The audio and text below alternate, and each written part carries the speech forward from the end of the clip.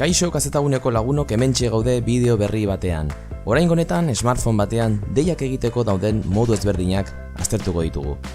Hori egin baino lehen komentatu nahi genuke gure gailuak Android 6.0 bertsioa duela, beraz, gerta daiteke zure smartphonea bestelako bertsioa baldin badu ezberdintasunak aurkitzea. Beno, ikusten duzuen moduan deiak egiteko atalean gaude dagoeneko. Horretarako botoi honetan aldez aurretik sakatu beharko genuke. Gailuko mahai inguruan aurkituko duzue ziur aski. Deiak egiteko modu ezberdinak daude.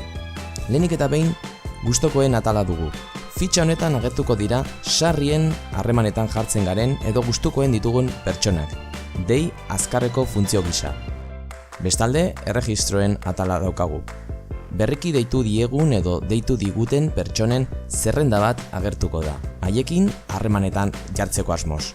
Horretaz gain, dei galduak edo jaso gabeko deiak azalduko dira. Deiako botoian klikatuta berriro deituko genuke. Bestalde badugu agenda erabiltzeko aukera.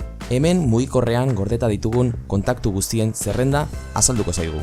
Eta azkenik, teklatua edota markagailua erabiltzeko aukera edukiko genuke. Horren bidez, deitu nahiko dugun pertsonaren telefono zenbakia idatzi beharko dugu deia burutzeko. Gogoratu kontaktu bat bilatzeko garaian, bilatzailea erabiltzeko aukera ere badagoela, honen izena edo zenbakia sartuz. Beno, hauxe izan da guztia. Espero dugu bideoa baliagarria izatea. Gero arte!